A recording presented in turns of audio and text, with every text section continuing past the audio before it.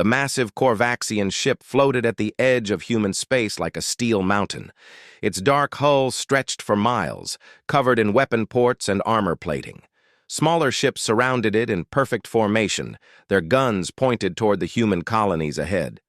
Admiral Vextar Korvax stood on the bridge, his four arms crossed behind his back. His purple skin gleamed under the bright lights. Golden medals covered his chest, each one marking a world he had conquered for the Empire. Today would add another medal to his collection. "Admiral, the human representative has arrived," Captain Zalveth announced. His voice carried the proper respect that all Korvaxians showed their superiors. "Good. Bring him to the bridge. Let him see the power of the Empire before he hears our demands." The bridge doors slid open with a soft hiss. Commander Ji-hoon Park walked in, wearing a simple gray uniform with no decorations. He was smaller than most Korvaxians, like all humans. His black hair was neatly combed, and he carried a basic tablet computer under one arm. The Korvaxian officers stared at him. They expected fear. They expected trembling. Instead, Park looked around the bridge with calm interest, like a tourist visiting a museum.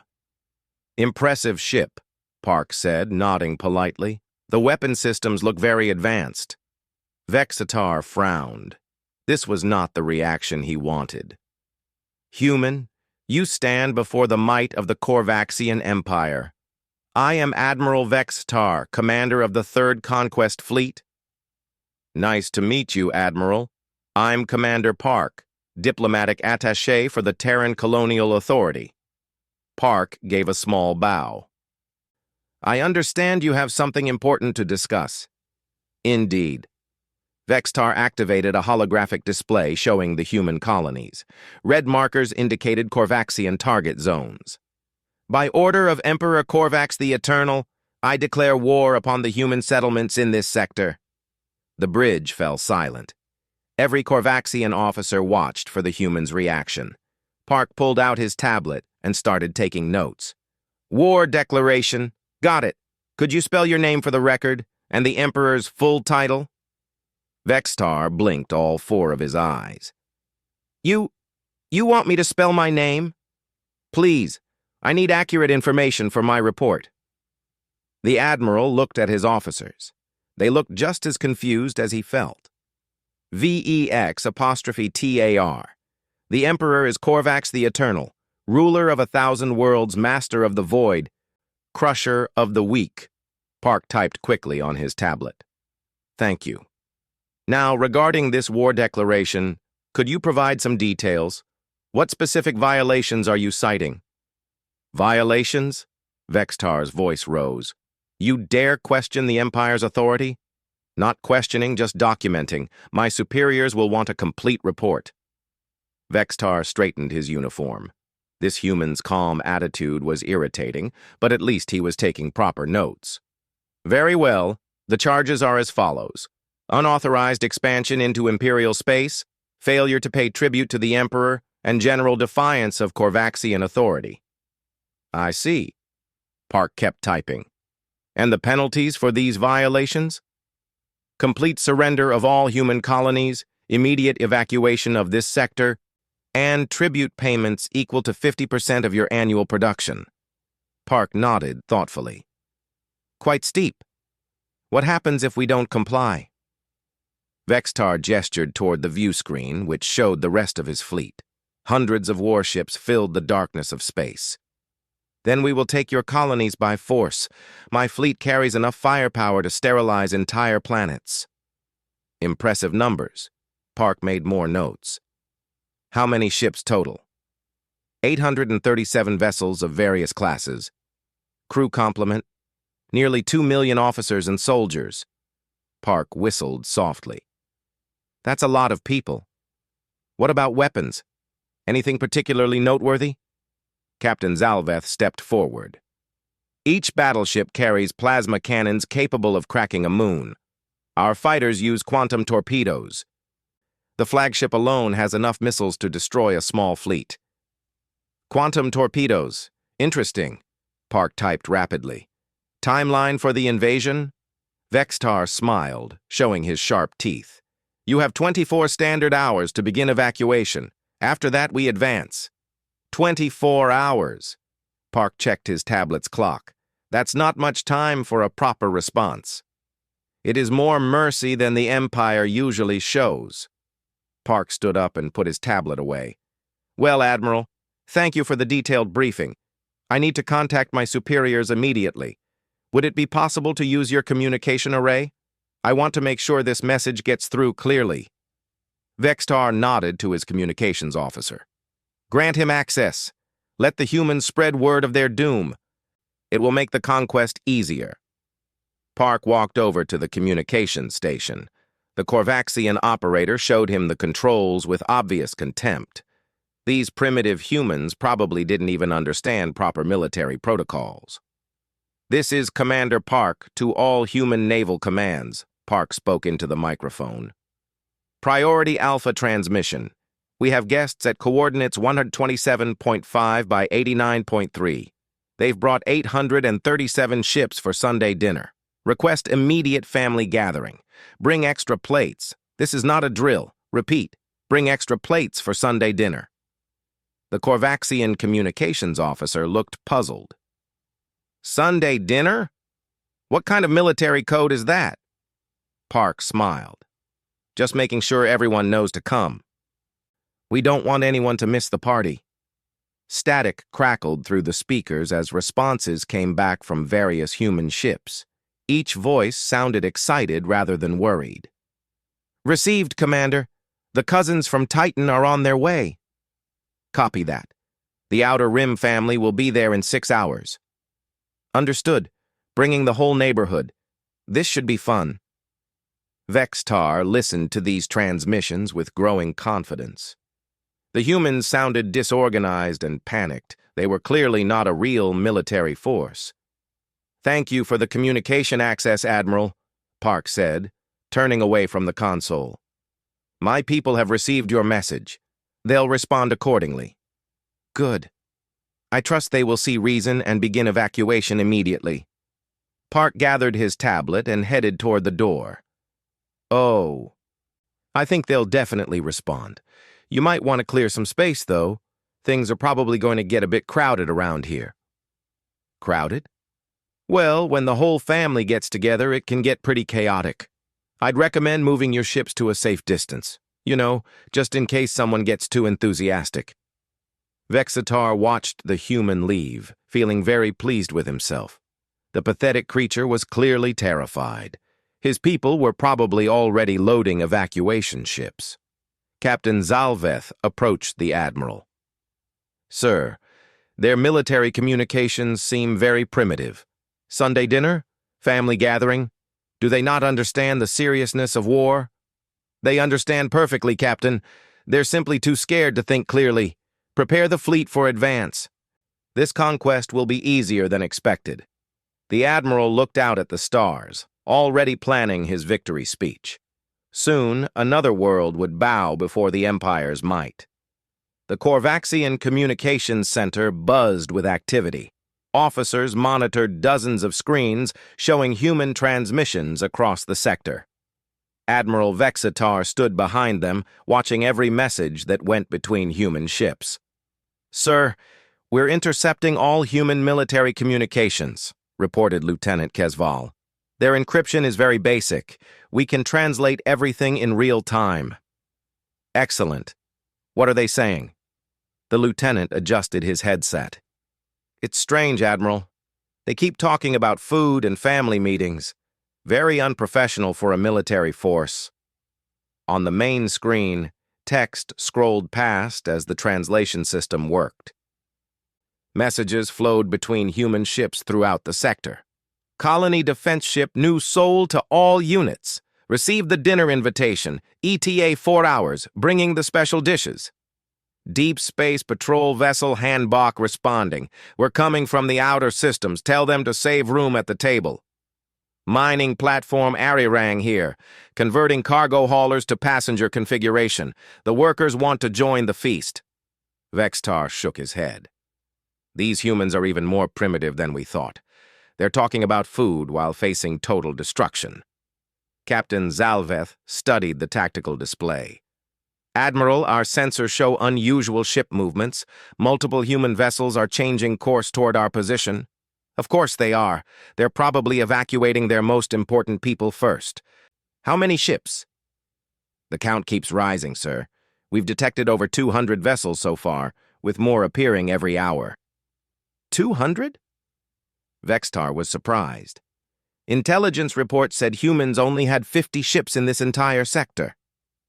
Perhaps they're calling in civilian vessels to help with evacuation, suggested the communications officer. More messages appeared on the translation screen.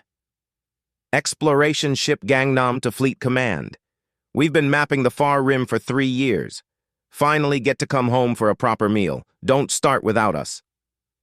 Research vessel Docto reporting. We were studying black holes, but this sounds more interesting. See you at dinner. Heavy cruiser Busan acknowledging. The crew is excited. It's been months since we had a good family gathering.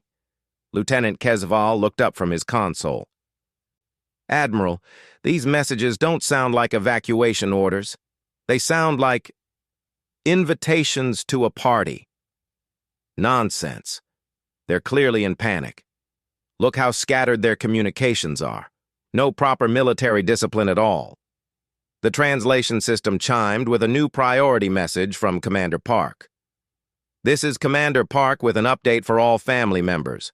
Our guests have provided excellent intelligence about their party favors. 837 ships total. Quantum torpedo decorations, plasma cannon entertainment. They're really going all out. Make sure everyone brings their best manners. We want to show proper hospitality. Vextar frowned. Party favors? Decorations? What kind of military code is this? Maybe it's some kind of human cultural thing, suggested Captain Zalveth. Some species have strange customs when facing defeat. A new voice came through the speakers, clear and confident. This is Captain Song Min-jun of the heavy battlecruiser Gang 1. All family members, listen carefully. The guests have been very generous with their information. We know exactly what they're bringing to the table. Standard family protocols are in effect. Repeat, standard family protocols. The bridge fell silent as dozens of human ships acknowledged this message with enthusiasm. Understood, Captain Song. Standard protocols confirmed. Copy that. The children are excited to meet the guests. Received. Grandmother's special recipes are ready. Admiral Vextar studied the communications data. Something felt wrong, but he couldn't identify what. Sir, Lieutenant Kezval called out. We're detecting a massive energy spike from the human home system. Multiple ship drives are activating simultaneously. The tactical display updated with new contacts. Red dots representing human ships appeared throughout the sector, all moving toward the Korvaxian fleet's position. How many ships are we tracking now? Vextar asked. Over 500, Admiral, and more are appearing on long-range sensors. Captain Zalveth checked his own readings. These numbers don't match our intelligence reports. Command said humans had minimal military presence in this region. Intelligence was obviously wrong, but it doesn't matter. They're just civilian ships fleeing in panic. When they see our firepower, they'll surrender immediately. Another transmission from Commander Park appeared on screen. Family update from Commander Park. The guests are being very patient while we make preparations. I've assured them we'll have everyone together soon. Uncle Song is coordinating the main course. The cousins from the mining stations are bringing their heavy equipment for cleanup afterward. This is going to be memorable. Heavy equipment for cleanup? Vextar muttered. What are they planning to clean up? The communications officer intercepted a private channel between human ships. Private message from Captain Song to Destroyer Squadron 7. How long since you've had a proper workout, Jinwoo? Too long, Captain. The crew is getting restless. When do we start the party? Soon. Let the guests get comfortable first. We want them to feel welcome before the main event. Vextar paced around the bridge. The human communications were becoming more puzzling by the hour. They showed no signs of fear or desperation. Instead, they sounded like people preparing for a celebration. "Sir, we have a direct transmission coming in," announced the communications officer. "It's from the human fleet commander. Put it through." The main screen showed a middle-aged human man wearing a crisp naval uniform. His name tag read Song Min-jun, Captain. Behind him, the bridge of his ship was busy but organized. "Greetings, Admiral Vextar. I'm Captain Song, commanding the Human Response Fleet. I wanted to thank you for gathering in such a convenient location. It saves us a lot of travel time." Vextar straightened his uniform. "Captain Song, I am Admiral Vextar of the Corvaxian Empire. You are facing the Third Conquest Fleet. I advise immediate surrender." Song smiled politely. "Oh, we received your message through Commander Park. Very detailed. We appreciate guests who come prepared. Your fleet composition is quite impressive. Then you understand the hopelessness of resistance. Actually, Admiral, we understand perfectly. That's why we're bringing the whole family. We wouldn't want anyone to miss this opportunity." "Opportunity for what?" "To show proper human hospitality, of course. We take our duties as hosts very seriously." The transmission ended, leaving Vextar staring at a blank screen. The human captain had shown no fear, no desperation, no recognition of the Empire's power. Captain Zalveth approached with a new report. "Admiral, our long-range sensors show more human ships arriving every hour. Current count is approaching 800 vessels." 800. That's almost as many as we have. "Yes, sir, and they're not fleeing. They're taking formation around our position." Vextar looked at the tactical display with growing unease. The human ships were indeed forming up in organized battle groups, not evacuation formations. "Sir," the communications officer called out, "we're receiving another message from Commander Park."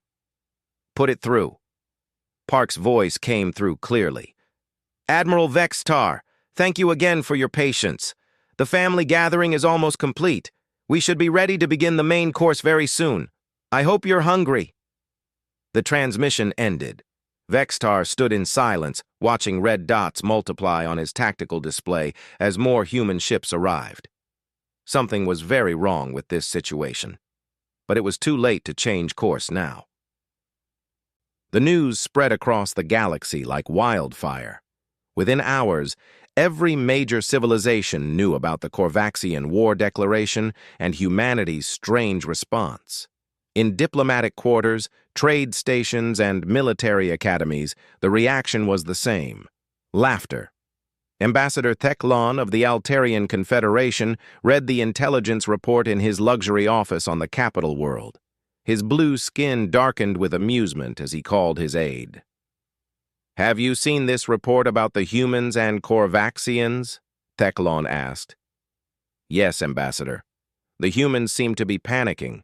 Their military communications mention dinner parties and family gatherings instead of proper battle plans." Theclon laughed, a sound like wind chimes in a breeze. "Typical Deathworlders. They're probably too primitive to understand real warfare. The Corvaxians will finish this in days. Should we prepare to take over human trade routes? Start the paperwork. By next week, we'll be dealing with Corvaxian governors instead of human merchants." Across the galaxy, on the massive trade station of Centauri Prime, Minister Yilmoth reviewed the same intelligence with his council. The insectoid traders clicked their mandibles in what passed for laughter among their species. "The humans are calling for help using food metaphors," Minister Yilmoth buzzed to his assistants. "Their military doesn't even use proper codes. How did such a primitive species spread so far?" Trade Captain Vexnil waved his four arms dismissively. "Luck, Minister. They found empty systems and claimed them before anyone else bothered. Now they'll learn what happens when real civilizations want those systems." "Begin negotiations with the Corvaxians for human trade routes," Yilmoth ordered. "Also, dump all human currency from our reserves. It will be worthless after the conquest." The clicks and buzzes of agreement filled the chamber as the traders began planning their profits from humanity's downfall. On the military world of Draconis Prime, General Krivak studied the intelligence reports with his staff officers. The reptilian warriors gathered around a holographic display showing the Korvaxian fleet. 800 Korvaxian ships against scattered human vessels, Krivak hissed. This isn't a war, it's an extermination. Colonel Thexamar nodded, his scaled head bobbing. The humans are calling it a family dinner. They don't even understand they're about to die. Pathetic. Deathworlders are supposed to be tough, but these humans sound like frightened children. The Korvaxians will crush them in hours. Should we send observers, General? Krivak waved a clawed hand. Why waste the fuel? It will be over before our ships arrive. Just another example of why soft species don't belong in space. The Galactic Broadcasting Network picked up the story for their evening entertainment program. News anchor Peltara, a graceful being with silver skin and multiple eyes, delivered the report with barely contained amusement. In today's lighter news, the Korvaxian Empire has declared war on the human colonies in Sector 7. The human response has been unusual. Instead of surrender or defensive preparations, human forces are discussing meal planning and social gatherings. Images of human ships appeared on screen, looking small and basic compared to Korvaxian warships. Military experts believe this represents a complete breakdown in human command structure. Some analysts suggest humans may be too primitive to understand the concept of interstellar warfare. The broadcast cut to an interview with Professor Vashitel, a four-armed academic from the University of Rigel. Humans are classic Deathworlders, the professor explained. They evolved on a dangerous planet which made them tough but not necessarily smart. Their military communications show no understanding of proper protocol or strategy. What do you predict will happen, Professor? Complete Korvaxian victory within 72 hours. Humans will either surrender immediately or be destroyed. Either way, this war will be remembered as the shortest in galactic history. Peltara nodded seriously. We'll continue following this story as it develops. In other news, the Quantum Racing Championships begin next week on Vega Station. Throughout the galaxy, betting pools opened on how quickly humans would surrender. The most popular bet was 6 hours after first contact. Some optimistic gamblers gave humanity a full day. On the pleasure planet of Risa 7, wealthy aliens gathered in exclusive clubs to discuss the coming entertainment. I've placed money on complete human surrender within 4 hours, announced Lord Vexus Talion, sipping expensive Andromedan wine. Too generous, replied Countess Yelnara. These humans are calling their military response a dinner party. They'll give up the moment they see Korvaxian plasma cannons. The conversation turned to speculation about how to divide former human territories. Everyone agreed the Korvaxians would be too busy with conquest to properly manage new colonies. Other species would need to step in. Back on the Altarian homeworld, intelligence analysts prepared detailed reports for their government. Ambassador Theclon reviewed the conclusions with satisfaction. Human military capabilities, minimal. Human political structure, chaotic. Human response to threats, panic and confusion. Recommended action, prepare for rapid territorial expansion into former human space. The report was transmitted to fleets throughout Altarian space, alerting commanders to prepare for occupation duties. Similar reports flew between every major power in the galaxy. The Centauri Commerce Guild calculated profits from new trade routes. The Draconian Military Republic planned bases in strategic human systems. The Academic Council of Vega prepared papers on the failure of Deathworlder civilizations. On Korvax Prime, the imperial capital, Emperor Korvax the Eternal received updates from his fleet with great satisfaction. The entire galaxy was watching his forces destroy the upstart humans. This victory would remind everyone why the Empire ruled 1,000 worlds. Excellent, the Emperor rumbled from his throne room. "Let all species see what happens to those who defy imperial authority. When Admiral Vextar returns victorious, we will celebrate with a grand parade." Court officials bowed deeply, already planning the victory celebrations.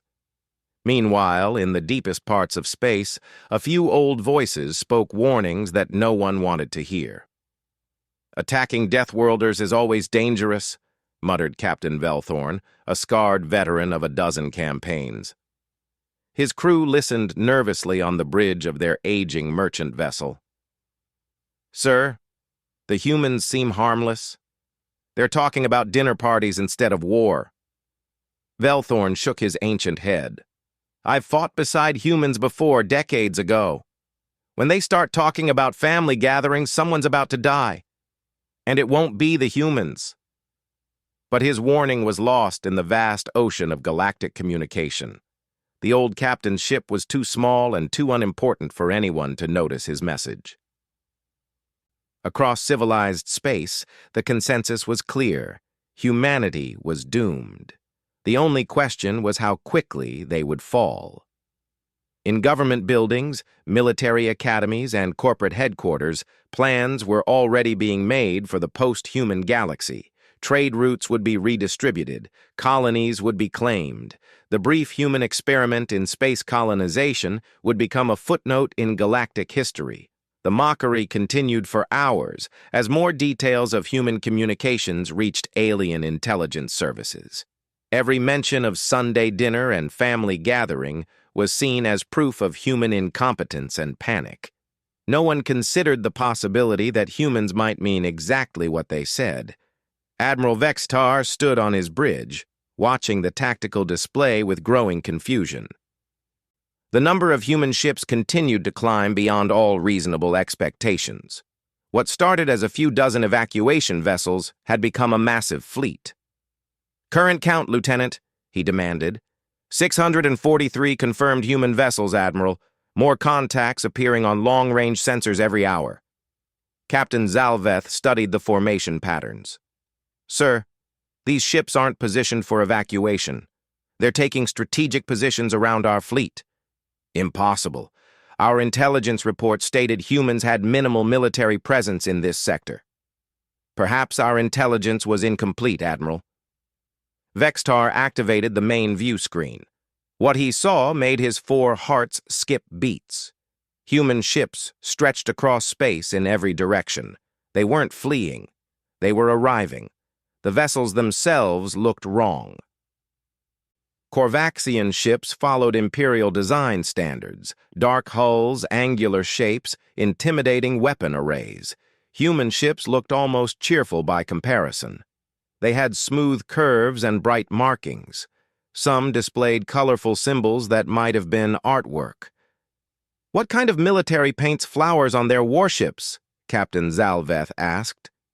"Primitive species often lack proper military discipline," Vextar replied. But his voice carried less confidence than before. Lieutenant Kesval called out from his station. "Admiral, we're receiving a transmission from the human fleet commander." "Put it through." The main screen showed Captain Song Min-jun again. This time his bridge was crowded with officers, all wearing the same neat gray uniforms. Behind them, status displays showed hundreds of ship names and positions.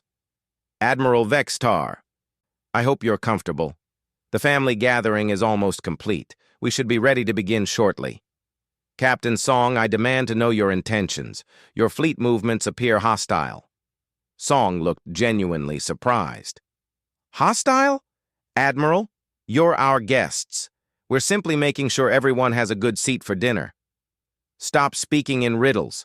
What is this dinner you keep mentioning?" "Oh, I think Commander Park mentioned it earlier. Sunday dinner is a human tradition. The whole family gets together to share a meal and catch up on recent events. It's a very important social custom." Vextar felt his confusion growing. "You're having a social gathering in the middle of a war zone? Well, Admiral, you did provide the location and timing. Very thoughtful of you to make advance arrangements." The transmission shifted to show different sections of Captain Song's bridge. Officers moved with calm efficiency, monitoring systems and coordinating with other ships. This didn't look like a panicked evacuation force. "Captain, how many ships do you have?" Vextar asked directly. Song consulted a display. "Currently, about 730 vessels. We're still waiting for the cousins from the Outer Rim colonies. They're bringing some of the heavy equipment." 730 ships? Vextar couldn't hide his shock. "The family is pretty spread out, Admiral. When someone calls for Sunday dinner, everyone comes. Even the black sheep relatives who've been exploring empty space for years." Lieutenant Kesval interrupted with urgent reports. "Sir, multiple new contacts on sensors. These ships are much larger than the others." The tactical display updated with massive red dots. Human dreadnoughts were arriving from deep space, their hulls stretching for miles. Weapon ports lined their sides like rows of teeth. Captain Song noticed Vextar's expression. "Ah, the exploration fleets are arriving. They've been mapping unknown regions for the past few years. I'm sure they're excited to meet new people." "Those are exploration ships?" Vextar stared at vessels that were clearly built for war. "Humans explore dangerous places, Admiral. Our ships need to be ready for anything. You never know what you'll find in the dark between stars." More human ships continued arriving, fast attack vessels that moved like hunting predators. Heavy cruisers with armor plating that gleamed under the distant stars. Carrier ships launching swarms of fighters that danced around larger vessels. Captain Zalveth approached with a sensor report. "Admiral, the human fleet now outnumbers us. Their largest ships match our dreadnoughts in size and firepower." Vextar read the report twice, unable to believe the numbers. "This is impossible. How can a primitive species field such a massive fleet?" Captain Song's voice came through the speakers again. "Admiral, I should probably explain something about human military organization. When Commander Park sent out his invitation, he contacted all human naval commands. That includes colonial defense forces, deep space patrol, exploration fleets, mining security, and planetary guard units. All of them responded? Of course. Sunday dinner is sacred to humans. No one misses family dinner unless they're dead." The communications officer intercepted another human transmission. "Heavy carrier Jeju-do to Fleet Command. Air groups are ready for the party. The pilots are excited to show off their new dance moves." "Deep Space Patrol Vessel Tabak reporting. We've been tracking dark matter storms for 2 years. This should be more fun." "Mining platform Seoraksan here. The workers voted to join the celebration. We've converted our industrial equipment for entertainment purposes." Admiral Vextar listened to these messages with growing dread. Each transmission sounded casual and confident. No fear, no panic, no recognition of Imperial superiority. "Sir," Lieutenant Kesval reported, "the human fleet is completing formation around our position. We're completely surrounded." The tactical display showed the truth. Korvaxian ships floated in the center of a vast human formation. Every escape route was blocked by human vessels. Captain Song appeared on screen again. "Admiral, we're ready to begin whenever you are. Commander Park mentioned you brought some impressive party favors. Quantum torpedoes and plasma cannons sound exciting." "Those are weapons of war." "Of course they are, Admiral. What did you think we were celebrating?" Vexitar felt the pieces clicking together in his mind. The casual communications, the massive fleet response, the complete lack of fear. "Captain Song, what exactly is Sunday dinner?" Song smiled, and for the first time, Vextar noticed the expression wasn't entirely friendly. "Sunday dinner, Admiral, is when the family gets together to deal with problems. Sometimes it's a pleasant social meal. Sometimes it's more serious business. It depends on what kind of problems we're facing." "And which kind is this?" "Well, Admiral, someone showed up at our door with 800 warships and threatened our colonies. So I'd say this is definitely the serious kind of Sunday dinner." The transmission ended, leaving Vexitar staring at a blank screen. Around him, the bridge crew waited for orders that didn't come. Captain Zalveth broke the silence. "Admiral, what are your orders?" Vexitar looked at the tactical display one more time. 837 Imperial ships surrounded by over 700 human vessels. This wasn't the easy conquest he had planned. "Send a message to Imperial Command," he said quietly. "Inform them that human military capabilities were significantly underestimated." In the space around them, human ships continued their careful dance of positioning. They moved with precision that spoke of years of practice and coordination. This wasn't a hastily assembled evacuation fleet. This was a military force that had been waiting for exactly this kind of invitation. The space around the Corvaxian fleet had transformed into something Admiral Vexitar had never seen before. Human ships moved in perfect coordination, their formations shifting like a living organism. What had started as scattered vessels was now clearly a unified military force. Captain Song's voice came through the communications array, calm and professional. "Admiral Vexitar, before we begin the main course, I think there's been a misunderstanding about our earlier communications." Vexitar activated his own transmitter. "Captain Song, I demand clarification of your fleet's intentions." "Certainly, Admiral. Let me explain what happened when Commander Park sent his message to our forces." The main screen showed Captain Song standing on his bridge. Behind him, human officers worked at their stations with quiet efficiency. No panic, no confusion, just professionals doing their jobs. When Commander Park transmitted his SOS signal, you assumed it meant, "Save our ship," correct? Of course. That is the standard meaning of SOS across all civilized species. Song nodded. In most human contexts, you'd be right. But Commander Park wasn't using civilian emergency codes. He was using military tactical communication. Captain Zalveth leaned forward. "What does SOS mean in human military code?" "Suppress opposition swiftly," Song replied, matter-of-factly. The Corvaxian bridge fell silent. Every officer stared at the screen as the implications sank in. Vexitar felt his confidence crumbling. "You mean—" Commander Park's transmission was a tactical briefing for incoming human forces. When he mentioned Sunday dinner and family gathering, he was using standard human military terminology for fleet coordination and battle preparation. Lieutenant Kesval spoke up weakly. "The references to food and family?" "Operational codes, Lieutenant. Bringing extra plates means deploying additional firepower. Family gathering indicates full fleet mobilization. Sunday dinner is our term for a coordinated military response." Song gestured to someone off-screen. Commander Park appeared beside him, still carrying his tablet. "I tried to be polite about it," Park said with a slight smile. "When the Admiral provided such detailed intelligence about Corvaxian fleet composition and capabilities, I felt obligated to share that information with our tactical command." Vexitar's voice cracked. "You were conducting a military briefing?" "Of course, Admiral. You gave me exact ship counts, weapon specifications, and invasion timeline.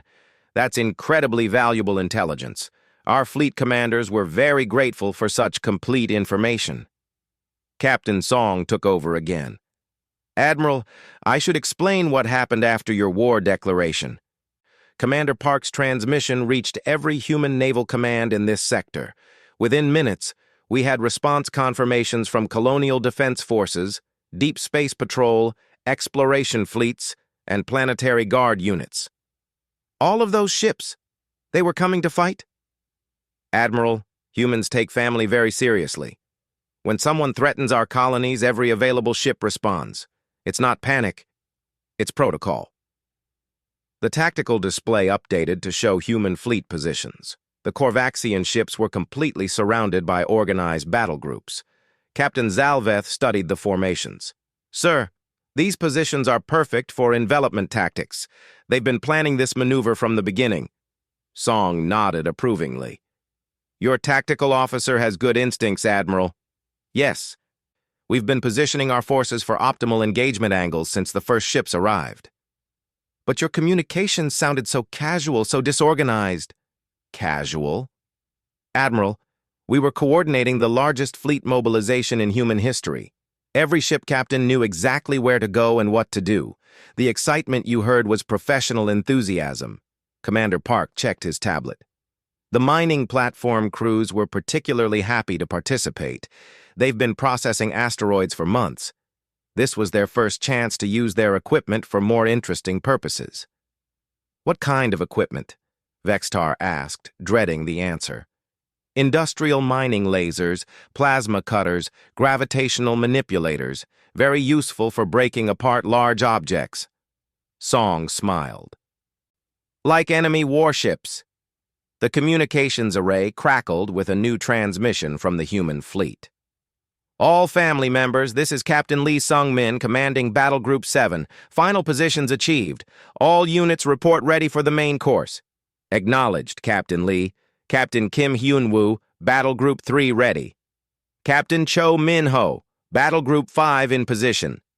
Captain O.J. Sung, fighter squadrons ready for deployment. Vexatar listened to the roll call of human commanders with growing horror. Each voice was calm, confident, and completely prepared for battle.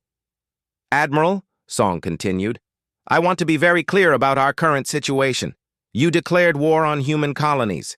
You brought 800 ships to attack our families. Did you really think we wouldn't respond appropriately? We expected... Vextar's voice trailed off. You expected us to surrender? To flee? Admiral, humans don't abandon family, ever.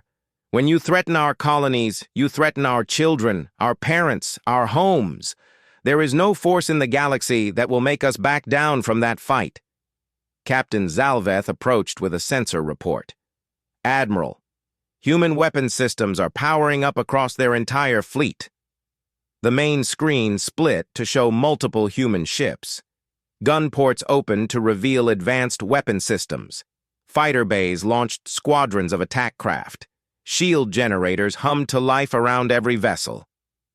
Admiral Vextar, Song said formally, on behalf of the Terran Colonial Authority, I'm offering you one opportunity to withdraw your forces. Leave human space immediately and never return. And if we refuse? Song's expression grew cold. Then we'll demonstrate why attacking Deathworlders is considered a bad idea throughout the galaxy. Vextar looked at his tactical display. His 800 ships faced over 700 human vessels. The numbers were almost even, but the human fleet held every strategic advantage. They controlled the battlefield, knew Korvaxian capabilities, and showed no fear. Sir, Captain Zalveth whispered, our weapons are designed for planetary bombardment and intimidation. Their ships appear built for fleet combat. Lieutenant Kesval added his report. Admiral, their fighter craft are using movement patterns I've never seen. They're operating like a swarm intelligence. And their larger ships are positioned for crossfire patterns that would devastate our formation, concluded the tactical officer. Admiral Vextar realized he had made the greatest mistake of his military career. He had attacked a species that was not only ready for war, but eager to protect their families. Captain Song, he said slowly, what are your terms for surrender? Immediate withdrawal from human space, reparations for the cost of fleet mobilization, and a formal apology to be broadcast throughout the galaxy. And if I accept these terms? Your ships will be escorted to the border and released. No further action will be taken. Vexatar looked around his bridge. Every officer waited for his decision. The pride of the Korvaxian Empire hung in the balance. I accept your terms, Captain Song. Wise choice, Admiral. Stand down your weapons and prepare for escort formation. The human fleet began moving with mechanical precision. Groups of ships positioned themselves around Korvaxian vessels, ready to guide them home. Commander Park appeared on screen one final time. Admiral, thank you for attending our Sunday dinner. I hope you learned something about human hospitality. As the Korvaxian fleet began its humiliating retreat, Vextar realized the truth. The humans had never been afraid. They had never panicked. From the moment he delivered his war declaration, they had been preparing to destroy his entire fleet. The SOS signal hadn't been a cry for help. It had been a dinner bell. And the Korvaxian Empire had just learned what was on the menu.